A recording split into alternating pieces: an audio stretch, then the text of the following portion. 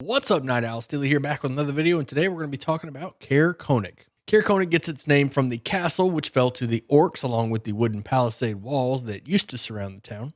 Caer-Konig today now consists of rows of terraced buildings along the shore, which make the shape of an amphitheater. The primary mode of travel to and from Caer-Konig used to be the East Haven Ferry, which I cover in detail in the Caer-Dineval video, as well as the East Haven video.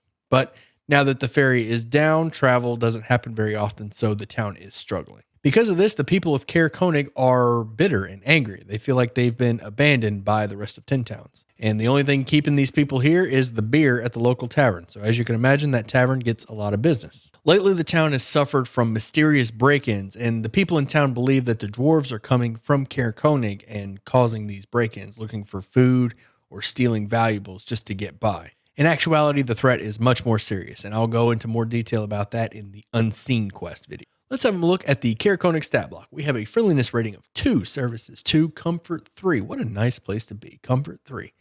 The population is 150, pretty small town. They can muster up 25 soldiers, 2 vets, and their heraldry is a white fish on a blue field.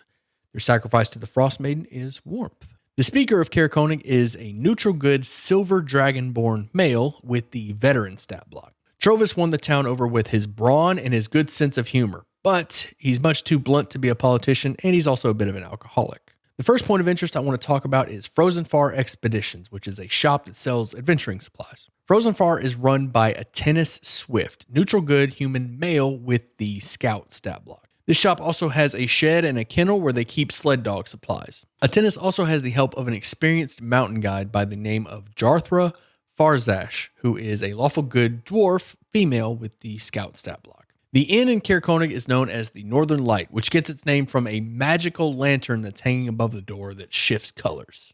The Northern Light is run by 2 sisters, Allie and Corey. Both of them are neutral good female humans with the commoner stat block. Allie is charming, she greets guests, and she does all of the cleaning, while Corey is scowling, and she does all of the cooking. And the 2 of them bicker constantly behind closed doors. The tavern is known as Hook, Line, and Sinker. This tavern is run by Glenn, neutral good half-elf male with the commoner stat block. The hook in Hook, Line, and Sinker refers to the first drink that Glenn gives out to new customers for free. The line in Hook, Line, and Sinker is the follow-up drinks. And the sinker refers to the last drink call of the night, where the locals will challenge visitors to a drinking contest. Glenn gets his seemingly endless supply of ale from the dwarves at Kelvin's Cairn, and he pays Jarthra from Frozenfar Expeditions to go and get it for him. The book doesn't provide much information on the castle in Caer-Konig, so you can feel free to weave in a character's backstory if you like. Keep in mind that the town was sacked by orcs, so maybe you can put that in the history books if you want to have some loot. Or if the characters actually go to the castle and they find some trinkets or history or things like that, things that allude to what happened in the past. Orcs were the primary cause of the fall of the castle.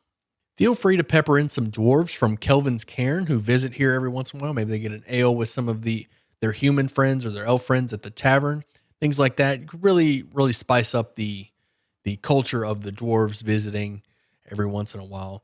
The book does imply that these are Battlehammer dwarves because the quest Foaming Mugs actually has Battlehammer stamps on the iron ingots coming from Kelvin's Cairn. So keep in mind these are Battlehammer dwarves, the Battlehammer clan. And that's it for Caer-Konig. It's really not much to this town. It's a short video today. If you want to spice this place up, add more to that castle. Weave in a character's backstory. Weave in some orcs. Have the orc clan, maybe many arrows. I don't think it says specifically what clan took them down. So you can just come up with one, or you can use the mini arrows. It's pretty common orc clan in Forgotten Realms, or in this area rather.